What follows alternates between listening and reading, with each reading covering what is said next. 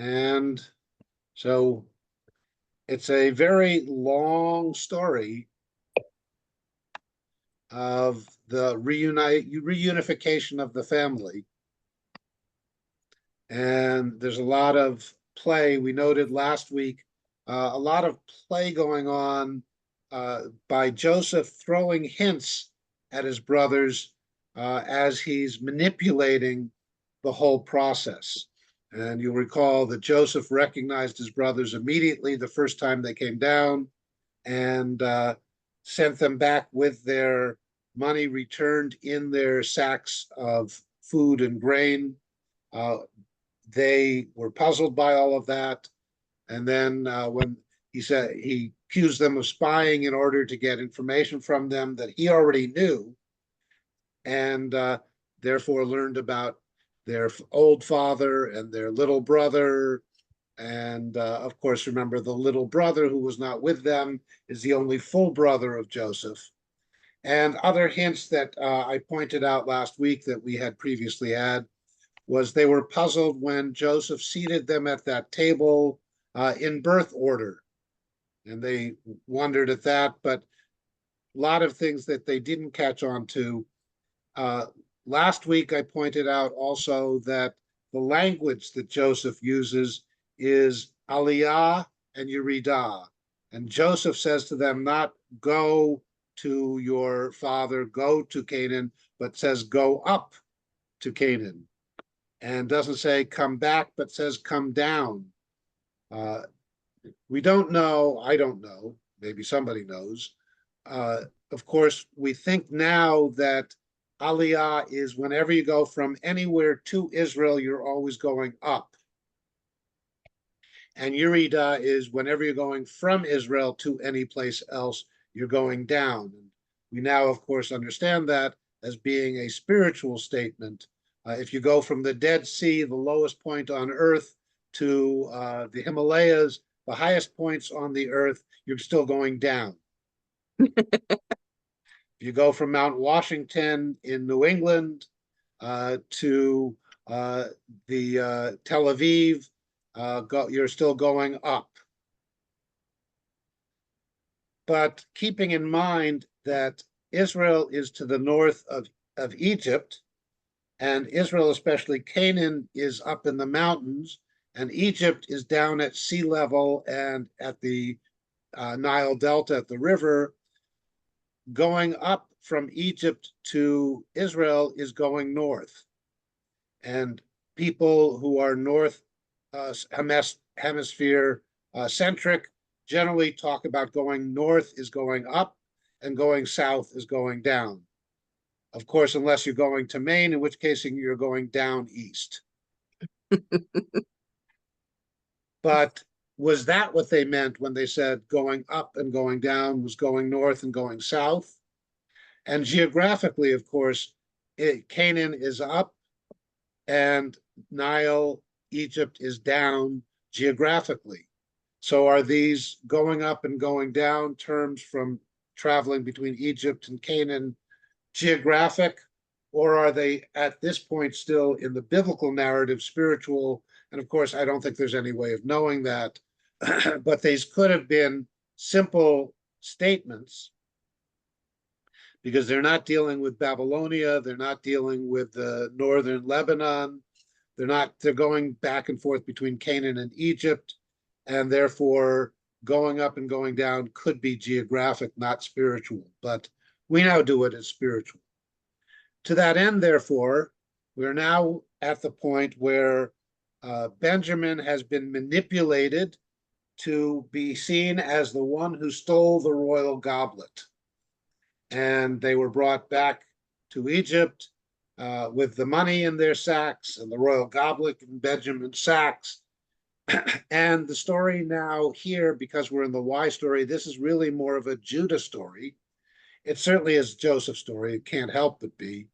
But the spokesperson for all the brothers is Judah. And in the blue story, the little bits that we get, the focus is really Joseph and not the brothers, any of the brothers.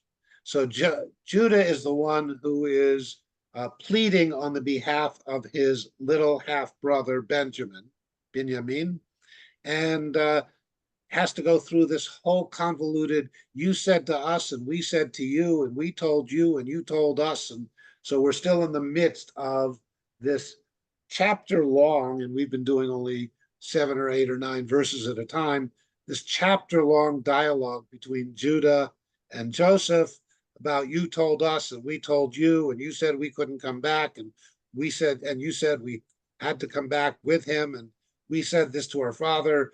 So Judah is now going through this long story of you said, we went home, we said, he said, you said, we're back again. So we're in the middle of all that with verse 21. Vatomer, and now this is Judah talking to Joseph. And we pointed out last week, as we entered into this little pleading on behalf of Benjamin, Judah had, before he knew who had it, said, let the one who has the goblet be your servant and be put to death, and we are innocent.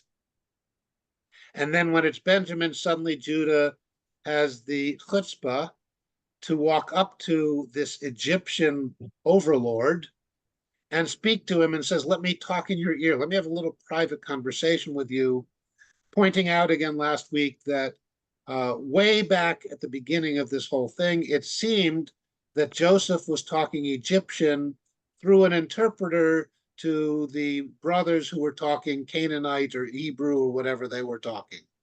We have no mention then of the interpreter, but the scene would have to be up to the director when this was staged and filmed as to whether the interpreter is still there or Joseph is now speaking Hebrew to the brothers. If Joseph is speaking Hebrew to the brothers, we have another hint to the brothers that something strange is going on here in their relationship with Joseph. If he's speaking through the interpreter, then we have to direct this as Judah really has to be taking his life in his hands to plead on behalf of his brother. And therefore, Judah now is even more an advocate for the son of the mother that was the one who caused all the jealousy in the first place. And therefore, Judah really is tugging at Joseph's heartstrings in that Judah is now willing to advocate for his brother much more than he did when he simply said in the previous way back when, don't kill him, let's just sell him into slavery. So now the advocacy takes on another level, depending on who's speaking to whom in what language. But Judah, either through the interpreter or directly to Joseph, says, Vatomer, and you said, Elav Decha, to your servants, that's us, Horiduhu Eli. And Horiduhu is simply the hufal form of the yarad, the going down verb. So cause him to come down. Let him caused to become down. Or bring him. Or have him brought. So have him brought to me. That is the him being Benjamin, because that's who we left off with last week. So have him brought to me. Va'asima eni alav. And I will put my eye on him. Very formal kind of language. Is asima is I will put. Eni, not enai, my eyes, but eni, my eye. I will put my eye on him. Is this simply I will look at him and see that in fact you're not spies, which how this is all started, or I will look with him with favor. I will keep an eye on him. That is, I will protect him. So you said, Vanomer, and we said. So here Judah is speaking on behalf of all of his brothers, Vanomer, first person plural, but up above it was El Avdecha, your servants. So we're still in the plural. El Adoni, to my Lord. Now we're back in the singular. So we said to my master. So Judah is speaking now as himself on behalf of all of his brothers. Lo yuchal hana'ar la'azov et aviv. So we said, when you said, bring him down and I'll keep an eye on him, or I'll look at him, we said, we can't. Lo yuchal hana'ar la'azov, is not able, the Yut, to leave. So the boy is not able to leave Aviv, his father, Azav et Aviv vamet, and leaving his father, vamet, and dead. So we told you we couldn't bring him down because if we brought him down and separated from him from his father would die.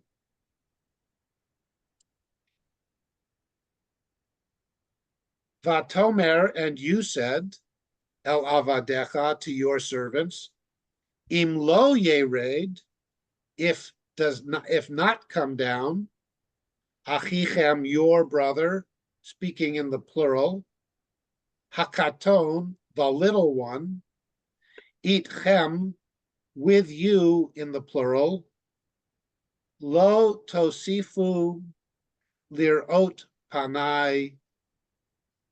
Tosifun comes from, and this is now another play, comes from the word Yosef, to add on.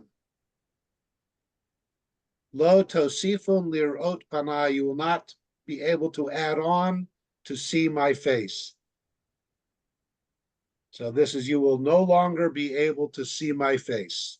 You don't come with the little one, I will not look at you, you will not be able to look at me. And they said, if we bring him down, our dad will be dead. And if we don't bring him down, we will all be dead.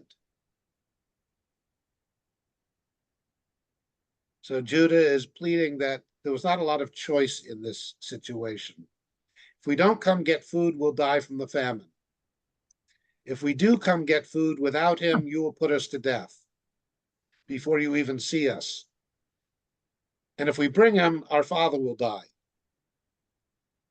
What kind of choice did you put on us, O you master of all of Egypt?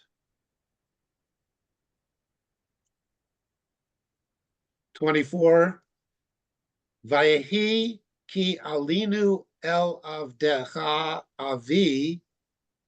Now, Vayehi, and it was, ki alinu, for we went up, el avdecha, to your servant, avi, my father. So Judah is going back and forth between first person singular and first person plural. So Yaakov is my father, but I'm speaking on behalf of all of us, and we, all of us, went back up to my father, not to our father.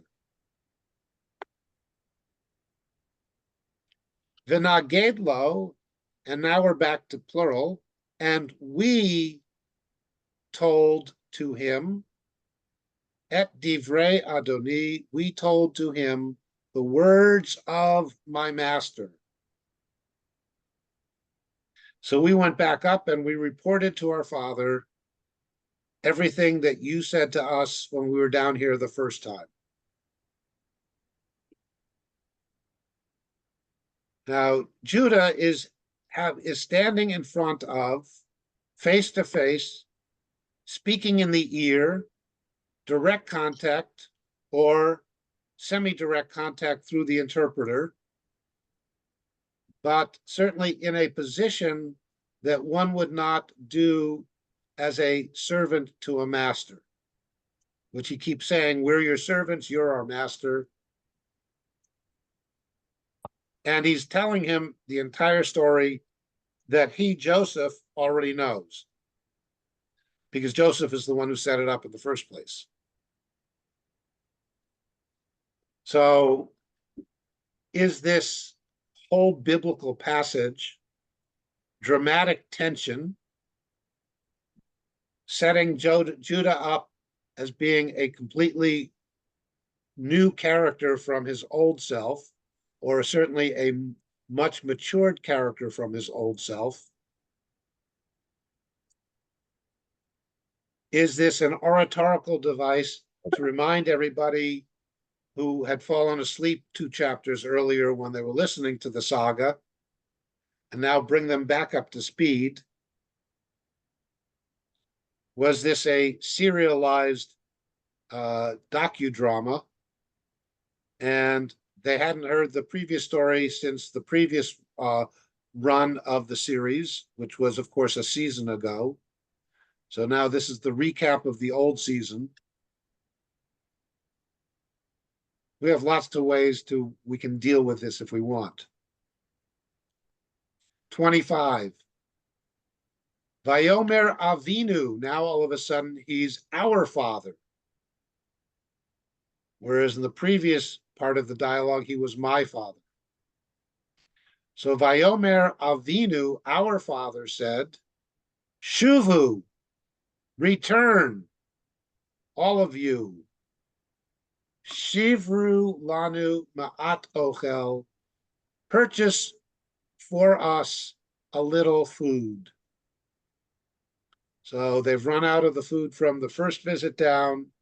We had to come back down. You know we had to come back down. You knew we would run out of the food you gave us. Now look, we did bring Benjamin. We separated him from his father. We told you if he was separated from his father would really have great anxiety. And now you want to keep him here? Because that was where we left off.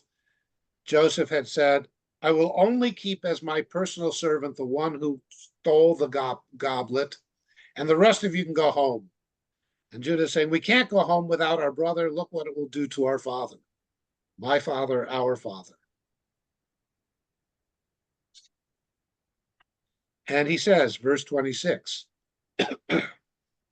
Vanomer lo nuchal laredet im yesh achinu hakaton itanu. A very, very convoluted verse 26. Vanomer, and we said, lo nuchal, we are not able, laredet, to go down, im yesh achinu hakaton, if there is our brother, the little one, itanu, with us.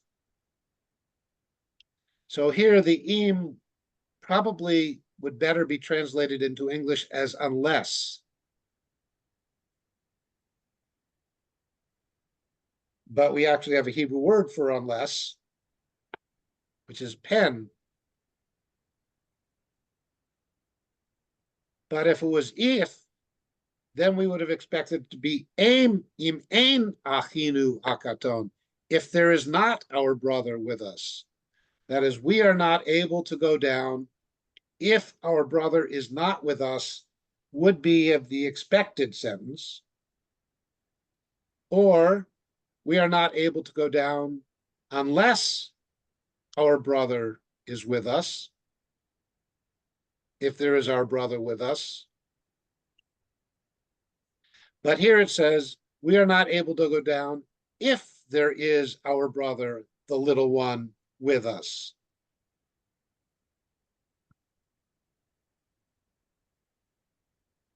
So there's a little bit of multi-layered ambiguity going on here.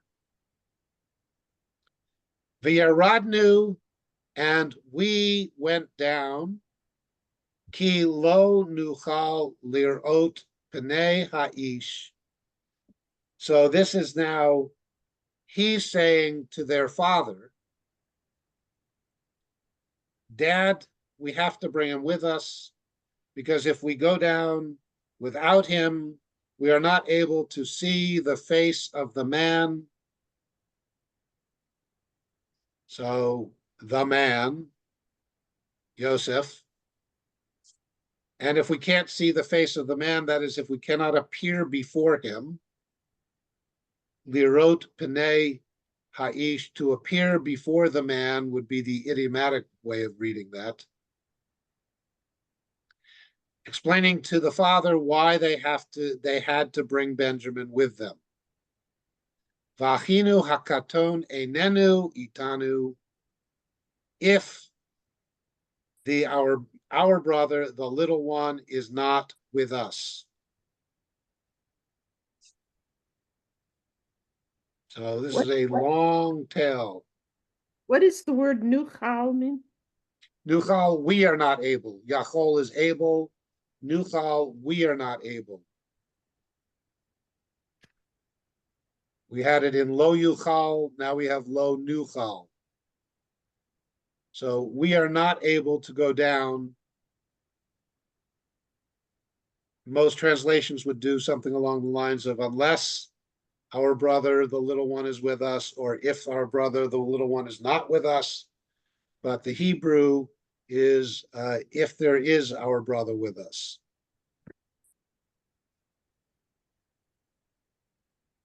Verse 27, Vayomer avdecha avi, and said your servant, my father, singular, elenu, to us, plural.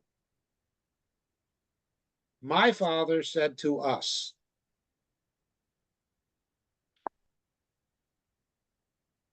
It probably is fairly common among married couples with children that sometimes the child is your child.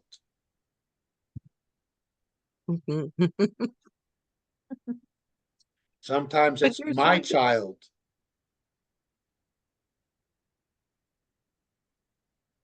So here, Judah is doing a little bit of that. My father said to us, I'm taking the brunt of whatever happens. So, Vayomer avdecha avi elenu, and my father said to us, Atem yidatem, you, and yidatem already contains the pronoun you knew, or you will know. You will know, or you knew. Ki shnayim yalda li ishti. You know, you knew, you really knew, for 2 sons to me, my wife. So my beloved, deceased, Rachel, gave me 2 sons. And Vayetze ha'echad, and the one went out, me'iti, from me. So the one has gone out from me. The one is gone from me. Va'omar, and I said, so this is again now Judah reporting to Joseph what the father said about Joseph from 30 years ago. He still carries the grief with him now, anywhere from 13 to 30 years later.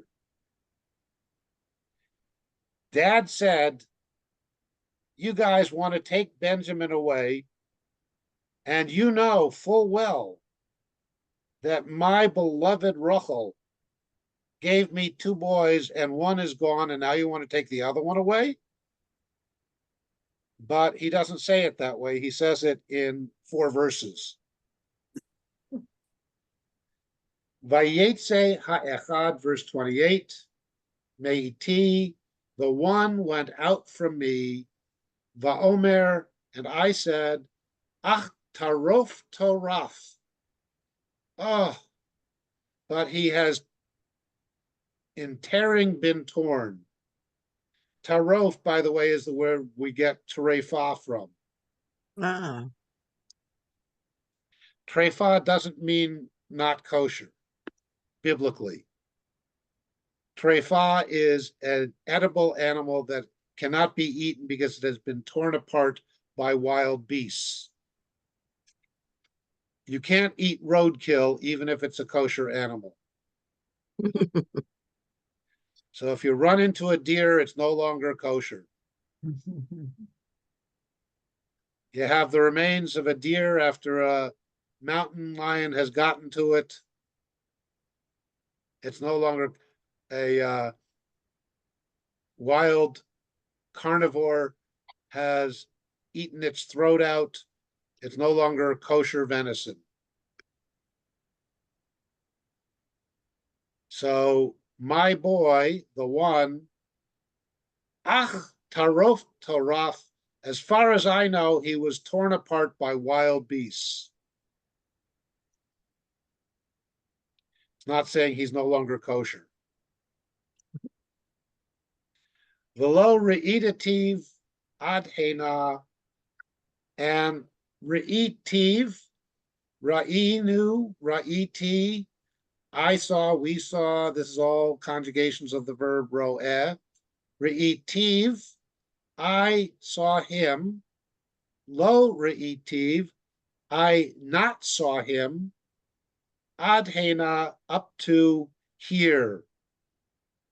In English, we would say, even until now. But the now in Hebrew would have been adata, until now. So adhena, until here, until right now here in front of me. So as far as I know, 13 years ago or more, he was torn apart by wild beasts, and I still have not seen him even until now. So I have not received even the remains, the body. You will recall all he got was a bloody cloak. So there's no proof of death. Therefore, all I know is my oldest one of Rachel is MIA with no confirmation. So I've been mourning his not being here in an uncertain status for over 13 years. And verse 29, Ulakachtem gam et zeh me'im panai, and you will take, lakach, to take, lakachtem, you all, plural, will take, gam et zeh, also this, me'im panai, literally from with my face.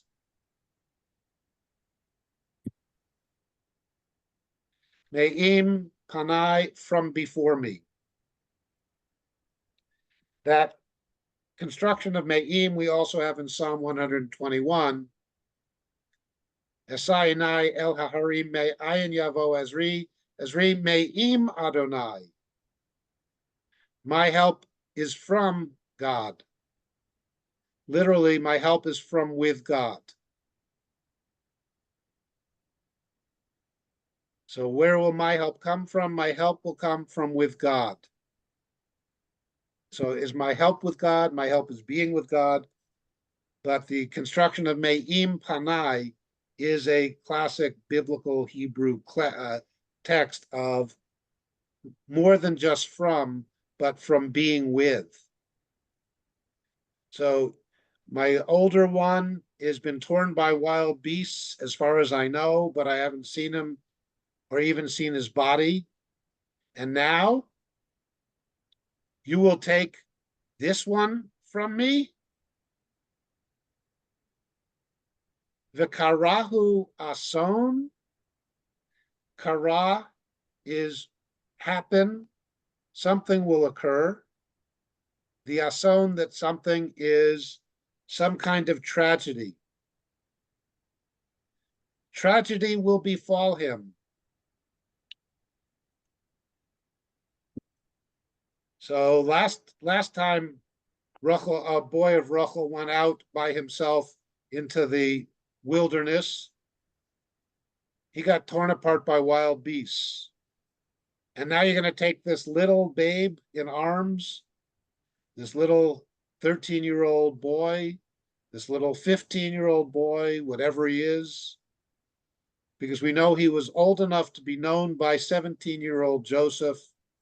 And now Joseph is at least 30 years old. So this little boy is at least 13. So he's not exactly a little defenseless child. But you're going to take him out away from me, and something bad will happen to him. Evil will befall him. Tragedy will occur to him. And you know, if that happens, v'horadatem et sevati bera'a sha'ola. V'horadati, again, we have this going down in this fancy Hebrew verb form. You will cause to go down. You will bring down. You will have brought down my seva, my grayness. Seva is when we get gray, which for most people happens when you get older. Whether you cover it up or not, it happens. So my gray hair, my hoary head,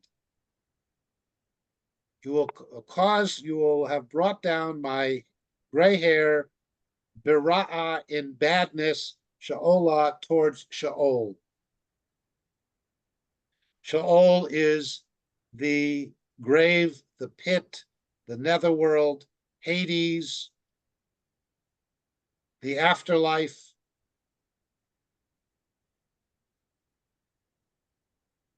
Sheol sometimes has been translated as hell, but biblically we don't have a hell in that sense. It's much more of a physical description than a theological description.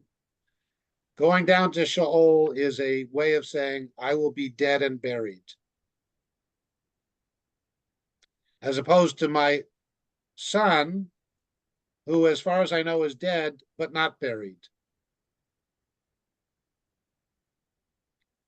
V'ata, and now, kivoi el avdecha, now we're back to, and now, as the coming to avdecha, to your servant, Avi, my father.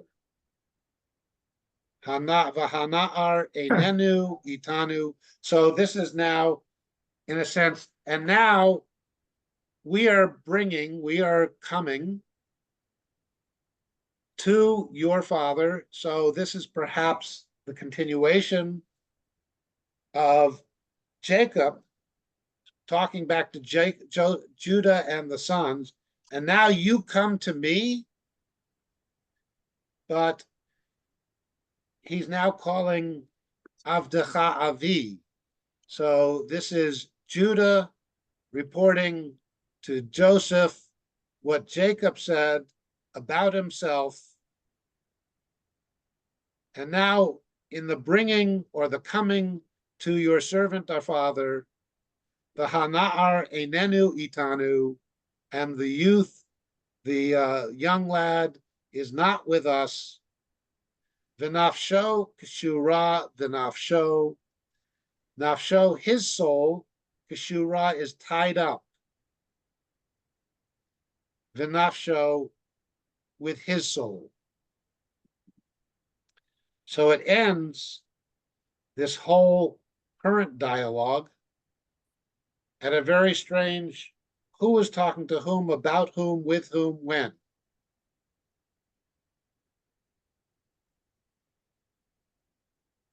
So it leaves translators lots of fun trying to figure out how to translate these verses.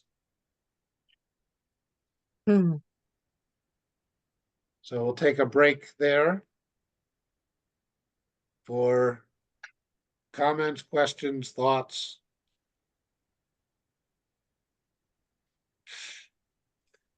This is a very complex scene, this whole chapter, that could have been very simply reported, and in fact, virtually was simply reported by the E version, which doesn't really report it at all. In biblical commentaries written when people began to study it rather than just memorizing it, did people say, how come it's our father or his father or my father? You know, were they confused, or what was the text confused, or was the story confused? I mean, that's the question. Yeah, so commentators, of course, even from the earliest commentators in the Aramaic period all the way through the Middle Ages, take the text as being the way it was. Sacrosanct, So, yeah. yeah, the text couldn't have been confused. It's only in the modern form criticism that the text now could have been, in fact, confused through oral transmission, through multiple texts, and into whatever version the editor redactor had in putting the story together. But if we take this as the words are the words, yes, there is a lot of commentary. I never doubted it. Yeah, because of the confusion, there's a lot of commentary, all intended to prove whatever the point of the commentator is. It's always difficult to know when are the commentaries playing Jeopardy with the text. Mhm. And they have the answer, they're just looking for the question. Yeah. And they find someplace in the text that gives them the answer to the question that they have of why should we do this, or how do we counsel brothers who are becoming estranged from each other, or whatever other social construct they had to deal with. And how much is it, and I think it's also valid, that in reading the text and studying the text in close, as we're doing, which they would have done with their students, the student asked a question that they had never really occurred to them because the student reads something in it that had more or less been taken for granted because previous commentators had already supposedly resolved the text.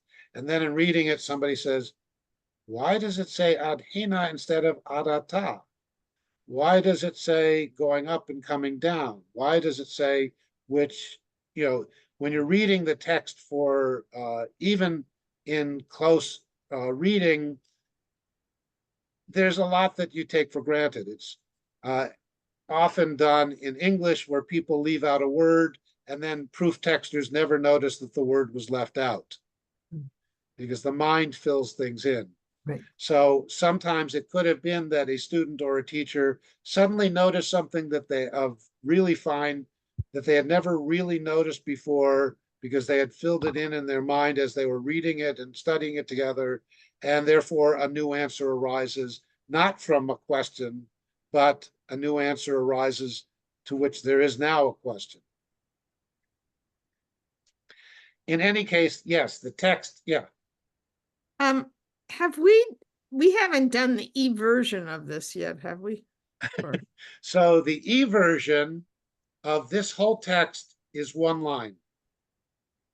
And have we done it yet? I have to go back and look. I think, no, we have not. Because the E version is Joseph said, so how's Pop?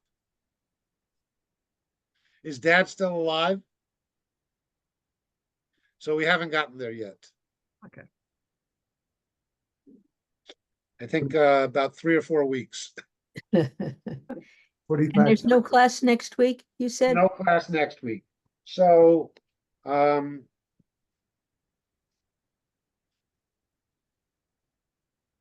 give you Genesis chapter 40, 45:3. 45. Yes, Genesis chapter 45. 45, yeah, we did it. 45 chapter, verse 3 is the only thing in chapter 45 that comes from the E version. When we go on to chapter 46, we get 4 verses out of the entire chapter. So that'll be in the next reading. That'll be when we finally finish chapter 45. Chapter 46 is going to give us a little bit more of the E version. But the last time that so the E version had 1 verse in chapter 43, 1 verse in chapter 45.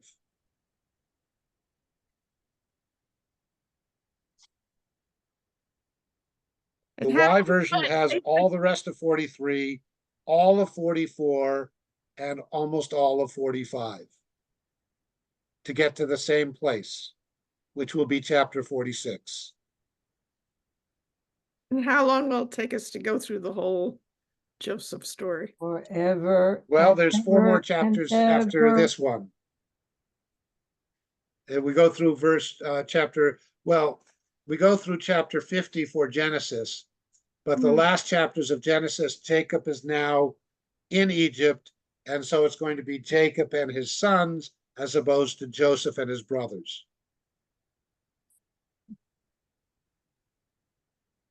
So yeah, so far in 3 chapters, we've had 4 verses of the E version and everything else the Y version.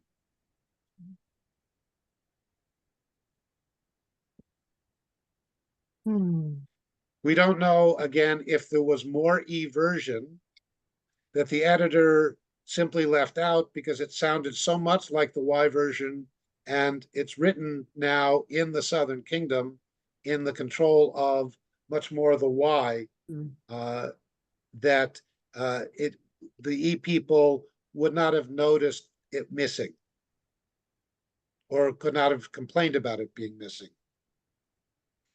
As when Grandpa tells a story and Grandma disagrees, it's who's telling this story. Exactly. And that's actually part of workshops I used to run when I talked about spirituality, is from the standpoint of Viktor Frankl. And that was the idea that it's not what happened, it's the meaning that you derived from what happened. And therefore, for some people, meaning comes from one part of the story and the rest is irrelevant. And for others, the irrelevant part is the thing from which they drew the meaning. So you tell the story based on your meaning that you've derived from it, which some would claim is revisionist history. And there's a fine line between when is revisionist history leaving it out and when is When is it putting revisionist it in? history changing it, the Yeah. facts. And do we change the facts to meet the meaning? Or do we cherry pick the facts to meet the meaning? Or do we actually try to understand all the facts? And that's what we do with Torah. Because especially if we accept the form critical, the northern or coastal people had the facts to fit the meaning of what was life like for them, and the inland southern kingdom people had the facts to meet, and the facts weren't always the same because the facts are now completely unknown. Especially in the earliest Genesis stories, we really don't know what happened in the worldwide flood. We don't know what happened in the Garden of Eden. We have no way of reconstructing the facts. So therefore, the mythology creates the facts. Legend calls from the facts. We now, looking at 2 sets of stories or 2 sets of facts, try to figure out what might have been the underlying common actual facts. And from that, we derive it from archaeology, from extra-biblical texts, from reconstruction of text. And we can never really know if we're reconstructing the real facts until our time machine works and we can go back and check it out for ourselves. And sometimes it seems to me one has to have some faith that some of this they already knew was metaphor. Well, again, we have some commentators, some classical commentators, who already have a sense that this is not true history. One would expect that the biblical audience knew that this was just so stories, metaphorical morality tales, because certainly in a slightly later period, the viewers of the Greek tragedies knew that they were not watching actual mythologic history. Yeah, it wasn't a news video of the news of the day. Exactly. These were not recaptured hard drives that they were able to reconfigure. I think there's a kind of education that wants to say that nobody before us could possibly have known what a metaphor was. And the fact that the words, all of them, are already ancient. You know, how did they make up that word? Well, they don't know. But they certainly didn't have the concept. Yeah, and I think it becomes very clear the more we study, especially the book of Genesis, that the biblical audience knew the difference between mythology, legend, and history. And even maybe knew, even geography. right, and certainly a certain amount of geography. I mean, they traveled enough and they talked to people who had done the traveling that they knew how things were. Certainly, anybody who had traveled from the Nile to the Fertile Crescent knew that they did not have a common source of water. Right. I mean, they knew that the Nile flowed downstream to the same general body of water that the Tigris and Euphrates flowed downstream from a completely opposite direction. And I think they also knew that even family history was not really history. That over the generations, history changed to meet the answers of the current population. I think any society that lasts more than 3 generations, you know that 3 generations don't match back. How about two? Well, Well, coming up, there's a fight over it, you know. yes. But the 3rd generation, once they're not there and the stories don't match, you go, nah, I don't know. And coming up actually on December 25th, there will Yes. be a major holiday, which will be reading from the Catholic Bible in the books of the Maccabees. Sure. Yeah. And one can even see Maccabees 1, which was written by probably at least one generation removed, if not the actual generation that experienced the event, does not actually match Maccabees 2, which was written 3 generations later. There are things reported in Maccabees 2 that, if they had really happened, should have been in Maccabees 1.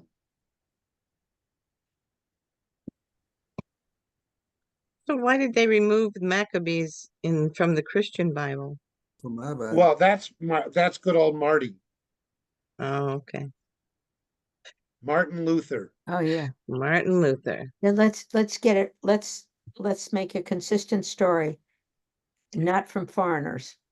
Well, and also he knew well Hebrew as well as Greek, and he knew the Hebrew biblical text, and he said, this stuff isn't in the Hebrew biblical text.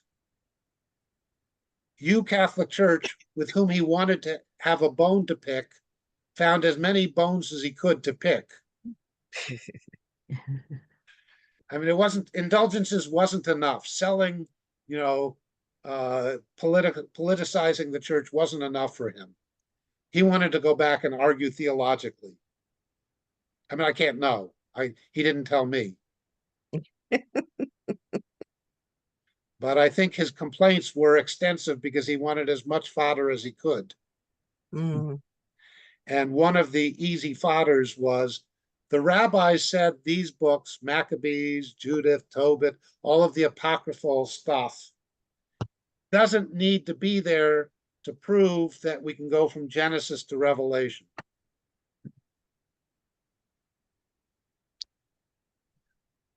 The early church fathers wanted to prove that God didn't stop talking in between the two texts.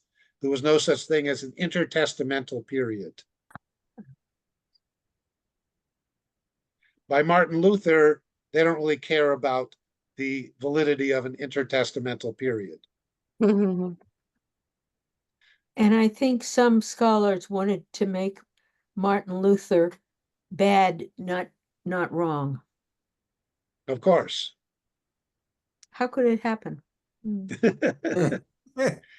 Except that, everybody else after him followed his Bible. He translated it. And left out the parts that they didn't like him, stuck Sure. him in the. Well, you had to be able to read as much as he could to know what he was omitting. Yeah. I mean, the English guys were a little behind him, and the Spanish guy, Yeah. nice.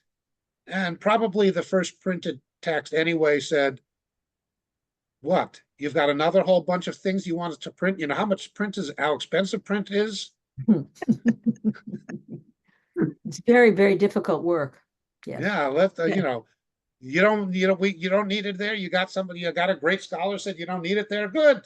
All right, that saves us on a whole bunch of type and paper. That's funny. So we okay. we are now at going to be at coming to the end of chapter 45. We need some kind of resolution about Benjamin between Judah and Joseph. And we will find out in a couple of weeks what that resolution is. Are you going to read our next